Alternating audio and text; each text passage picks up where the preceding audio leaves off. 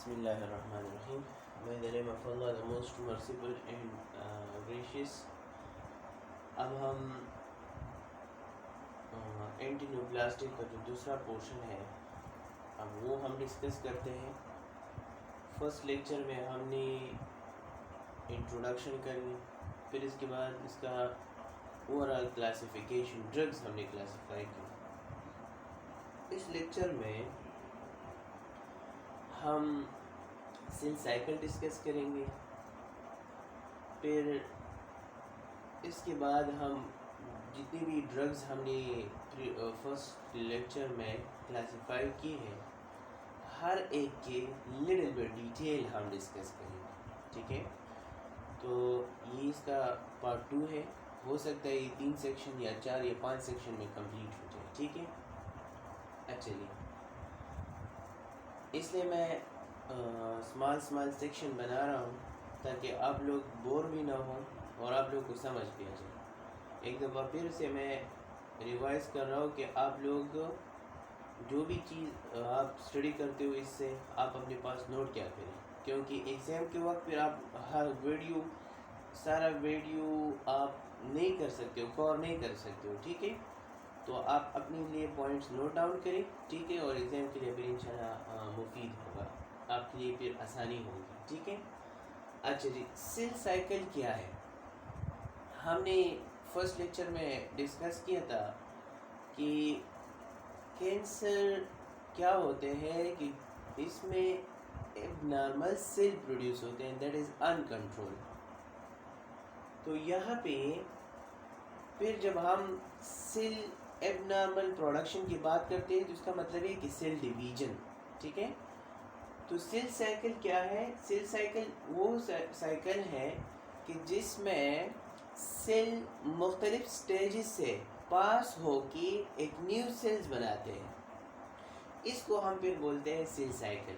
ठीक है, when the cells pass out from different stages collectively it is called cell cycle. ठीक है, फिर सेल साइकिल जो है इसके 5 फेजेस हैं।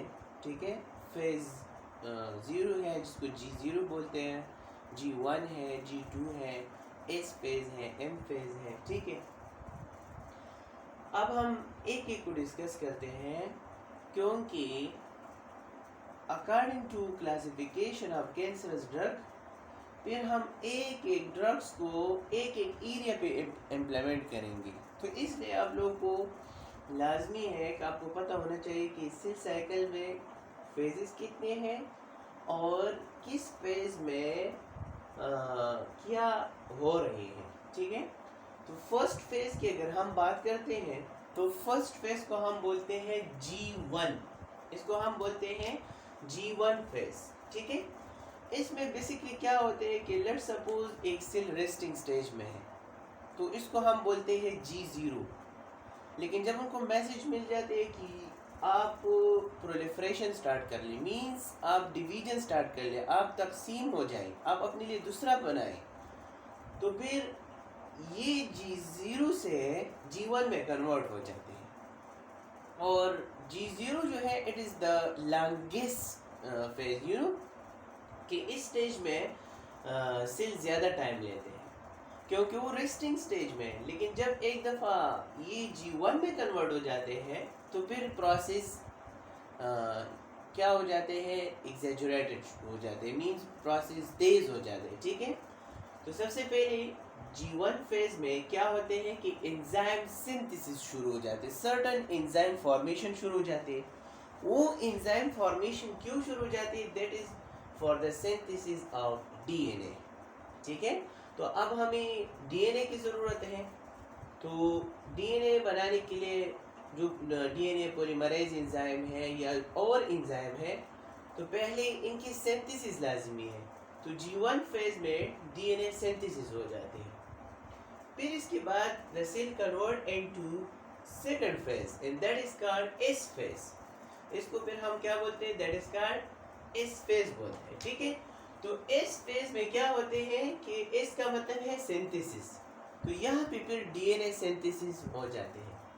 तो G1 फेज में एंजाइम सिंथेसिस, फिर इस फेज में डीएनए सिंथेसिस, ये हो गया। फिर जब ये हो जाते हैं 18 to 30 आवर में, फिर थर्ड स्टेज में चला जाता है। थर्ड फेज को हम बोलते हैं G2 फेज। G2 फेज में क्या होते हैं, मुख्तलिफ प्रोटीन सिंथेसिस शुरू हो जाते हैं। क्योंकि अगर आप लोग याद है, मैंने आप लोग को बताया था कि डीएनए आरएनए, तो डीएनए के लिए आरएनए लाजमी है, क्योंकि ट्रांसक्रिप्शन एंड ट्रांसलेशन के लिए प्रोटीन का होना लाजमी है। आपकी सेल बेसिकली ये मैक्रो मॉलिक्यूल से बनते हैं और इसमें एक इम्पॉर्टेंट कंपोनेंट है प्रोटीन। तो लिहाजा G2 फेज में क्या होते हैं, सिंथेसिस ऑफ प्रोटीन हो जाते हैं। फिर इसके बाद अब लेट सपोज एंजाइम तैयार हो गया, इन्होंने डीएनए सिंथेसिस कर ली, डीएनए ने अपना प्रोटीन सिंथेसिस स्टार्ट कर ली, ठीक है। तो अब इसका मतलब ये कि मामला क्लियर हो गया। तो क्या करते हैं, फोर्थ स्टेज को हम बोलते हैं एम फेज, या इसको हम बोलते हैं माइटोसिस स्टेज। और इसमें स्पेशली इंटरफेस स्टेज आते हैं कि इसमें क्या हो जाते हैं, सेल बिकम डिवाइडेड। सेल क्या हो जाती है, एक मतलब सेल दो हिस्सों में तकसीम हो जाते हैं। तो ये थे 4 बेसिक इन मेजर फेज। और इसके बाद जो G0 फेज है, इसको हम बोलते हैं रेस्टिंग स्टेज, यानी इस स्टेज में सेल में कोई एक्टिविटी नहीं होती है डिवीजन के हवाले से। अच्छा जी, अब ये स्टेज मद्देनज़र रखती हुई हम साइटोटॉक्सिक ड्रग को क्लासिफाई करते हैं 2 सेक्शन में। The one is cell cycle non specific, CCNS, आप लोग को याद होना चाहिए। CCNS stand for cell cycle non specific, और दूसरा जो है cell cycle specific drug, CCS हम उसको बोलते हैं। तो cell cycle non specific drugs जो है, ये ड्रग्स दोनों फेज में सेल के ऊपर अपना एक्शन करते हैं, चाहे सेल डिवीजन के हालात में हो या चाहे सेल रेस्टिंग स्टेज में हो। इसका मतलब ये है कि ये अगर इस स्टेज में हो या इस स्टेज में हो, दोनों में ये ड्रग्स जो है, आगे हम एक्सप्लेन करेंगे CCNS में कौन कौन से ड्रग्स आते हैं, ठीक है। तो CCNS दोनों के ऊपर एक्शन करते हैं, dividing cell as well as resting cell. लेकिन the next one cell cycle specific drugs जो है, it is only act upon the dividing cell, यानी एक दफा सेल जब रेस्टिंग स्टेज से डिवाइडिंग स्टेज में चला जाता है, S1 में या G1 में, S में, G2 एटसेट्रा, इस स्टेजेस में चाहे जो भी हो, चाहे G1 फेज हो, S फेज हो, G2 M फेज हो, इसी में एक स्टेज के ऊपर ये ड्रग काम करते हैं या अपना मैकेनिज्म ऑफ एक्शन शो कर देते हैं। तो लिहाजा इस ड्रग्स को हम बोलते हैं सेल साइकिल स्पेसिफिक ड्रग्स, हम बोलते हैं सेल साइकिल स्पेसिफिक ड्रग्स हम बोलते हैं। यहाँ तक हमने डिस्कस की कि सेल साइकिल क्या है, ठीक है। तो वो डिफरेंट स्टेजेस, जब आपसे एक सेल डिवीजन हो रही है, तो दौरानी डिवीजन जब सेल डिफरेंट स्टेजेस से गुजरते हैं, तो उसको हम कंबाइनली बोलते हैं सेल साइकिल। फिर इसमें फर्स्ट साइकिल हमने एक्सप्लेन की कि फर्स्ट फेज में क्या होते हैं, इसमें सिर्फ एंजाइम सिंथेसिस होते हैं। सेकंड फेज में डीएनए सिंथेसिस होते हैं। थर्ड स्टेज में प्रोटीन सिंथेसिस होते हैं, और फोर्थ स्टेज में फिर सेल डिवीजन होते हैं, ठीक है। फिर इसके बाद हमने साइटोटॉक्सिक ड्रग्स जो है, यानी एंटीन्यूप्लास्टिक ड्रग्स जो है, फिर हमने इसको क्लासिफाई किए तो 2 सेक्शन में। One is cell cycle non specific and other is a cell cycle specific. Cell cycle specific सिर्फ डिवाइडिंग सेल के ऊपर एक्शन करते हैं, और सेल साइकिल नॉन स्पेसिफिक दोनों के ऊपर अपना एक्शन करते हैं, ठीक है। अच्छा जी, फिर इसके बाद अब हम डिस्कस करते हैं कि अल्काइलेटिंग एजेंट्स। अगर आप लोग को याद है, फर्स्ट क्लासिफिकेशंस में मैंने अल्काइलेटिंग एजेंट्स की कुछ ड्रग्स लिखी थी, जिसकी ग्रुप सब क्लास A, B, 1, 2, 3, 5 तक मैंने लिखा है। हर एक से मैंने एक एक ड्रग्स लिखा है आप लोगों को। तो अल्काइलेटिंग एजेंट मतलब ये क्या है, इसमें अल्काइल ग्रुप मौजूद होते हैं, ठीक है। इसमें क्या है, अल्काइल ग्रुप मौजूद होते हैं। और अल्काइल ग्रुप के ज़रिए ये मैकेनिज्म ऑफ एक्शन किस तरह करते हैं। तो जिस तरह कि आप लोगों को याद है कि जब डीएनए सिंथेसिस होते हैं, तो डीएनए में एक बेसिक रिंग होते हैं, ठीक है, यानी जो 5 शुगर ग्रुप है, ठीक है, पैरामिडीन और ये सारी चीज़ें होते हैं, लेकिन एक इसमें नाइट्रोजिनस बेस होते हैं, ठीक है। इसका जो बेसिक स्ट्रक्चर है, इसमें 2 इस तरह कर्व स्ट्रक्चर है, इसमें नाइट्रोजिनस बेस होते हैं। इस नाइट्रोजिनस बेस में मुख्तलिफ न्यूक्लियोटाइड्स होते हैं, ठीक है, और इसमें एक न्यूक्लियोटाइड्स जो बेस है that is cytosine, adenine, thymine और ग्वानिन, इस तरह है, ठीक है। तो ये आप लोगों ने एफएससी में डिटेल से पढ़ा होगा।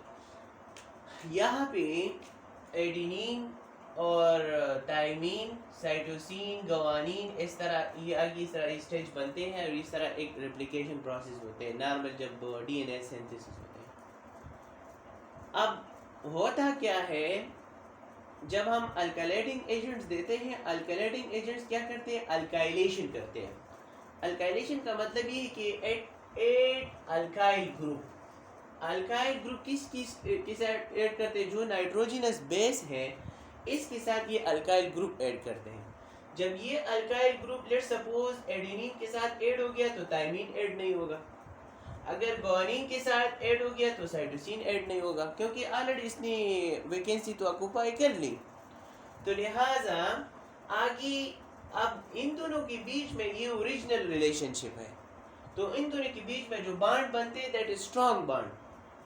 लेकिन अगर एडेनिन के साथ अल्काइलेशन होते हैं, अल्काइलेटिंग एजेंट अटैच होता है, तो उनके बीच में वीक लिंकेज होते हैं।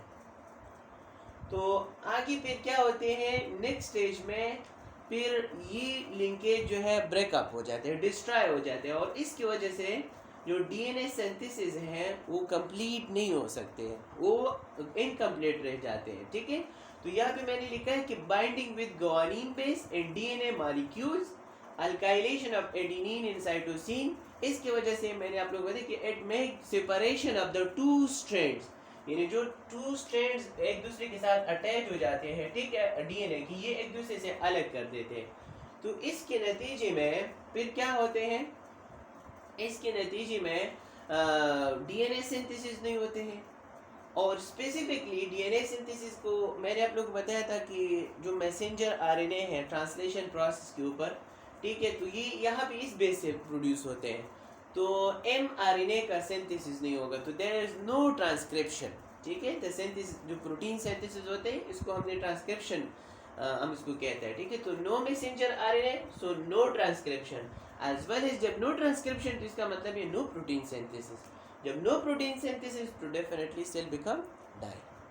तो यहाँ पे सिंपल मैकेनिज्म मैं आपको बताऊँ, अल्काइलेटिंग एजेंट क्या करते हैं, जो हमारी नाइट्रोजिनस बेस है इसके साथ अटैच हो जाते हैं और वीक लिंक बनाते हैं, बॉन्ड बनाते हैं, इसकी वजह से डीएनए का स्ट्रक्चर जो है मतलब मजबूत नहीं होता, उसका ब्रेकअप हो जाते हैं, उसका स्ट्रैंड एक दूसरे से अलग हो जाते हैं, तो इसके नतीजे में प्रोटीन सिंथेसिस नहीं होगी, जब प्रोटीन सिंथेसिस नहीं होगी तो डेफिनेटली सेल बिकम डाई, ठीक है। तो ये इसका मैकेनिज्म ऑफ एक्शन है अल्काइलेटिंग एजेंट की। अब सर्टेन कंडीशन है कि जिसमें जो हमारी बॉडी सेल्स है या जो एबनॉर्मल सेल है वो रेजिस्टेंट भी शो करते हैं।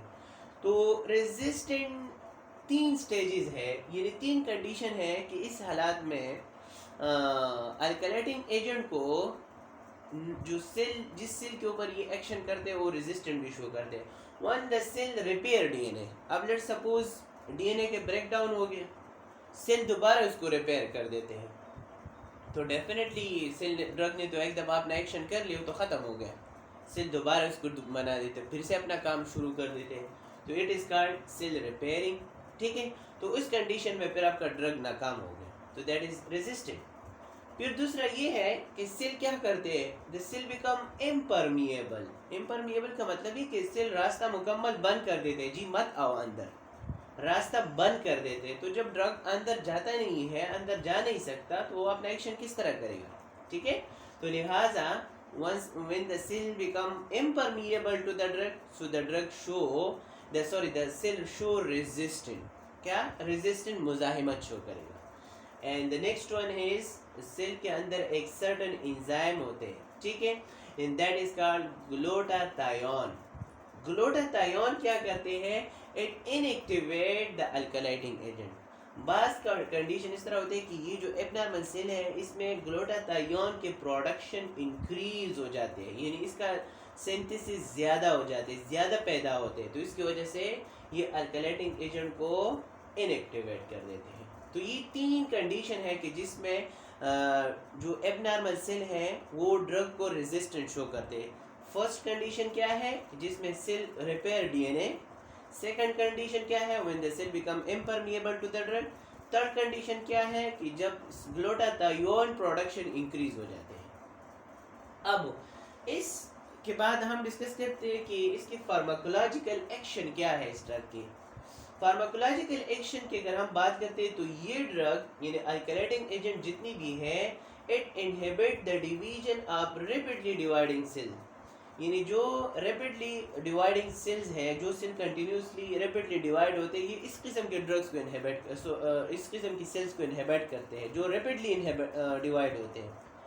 तो लिहाजा अगर आपके पास एबनॉर्मल सेल्स है वो तो रैपिडली डिवाइड होते हैं, तो ये तो डिस्ट्रॉय करते हैं। लेकिन बदकिस्मती से ये ड्रग हमारी वो सेल जो कि कंटिन्यूसली एक्सपोजर पे होते हैं, कंटिन्यूसली एक्सपोजर पे होते हैं, इसका काम बहुत ज़्यादा होते हैं, तो उस वजह से वो भी कंटिन्यूसली डिवाइड होते हैं। ये ड्रग उस सेल को भी डिस्ट्रॉय करते हैं। अब आप सोचेंगे कि कौन से सेल्स, तो लेट सपोज अगर आपकी बोन मेरो में जो प्रोलिफरेटिंग सेल्स हैं, ठीक है, जो colony forming unit stem cell, myeloid stem cell है, लिम्फाइड स्टेम सेल है, ठीक है, तो वो कंटिन्यूसली प्रोलिफरेट होते हैं क्योंकि आपकी बॉडी को ऑक्सीजन की ज़रूरत होती है, न्यूट्रेंट की ज़रूरत होते हैं, और वो कैरी करते हैं सर्टन ब्लड सेल्स। इसके अलावा डिफेंस की ज़रूरत होते हैं, इसके अलावा इम्यून सिस्टम की ज़रूरत होते हैं, तो ये ब्लड सेल कंटिन्यूसली प्रोड्यूस होते हैं।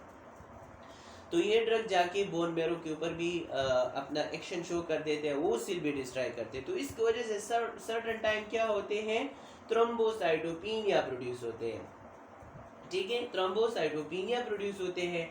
इसके अलावा अगर WBC काउंट कम कर देते हैं तो ल्यूकोपिनिया भी प्रोड्यूस करते हैं, ठीक है, ल्यूकोसाइट्स काउंट भी कम कर देते हैं। इसके अलावा जब हम GI म्यूकोजा की हम बात करते हैं, क्योंकि कंटिन्यूसली एक्सपोजर होते हैं, आप खुराक ले लेते हो, खुराक में हर किस्म के मटीरियल जाते हैं, तो आपका म्यूकोजा डैमेज होते हैं।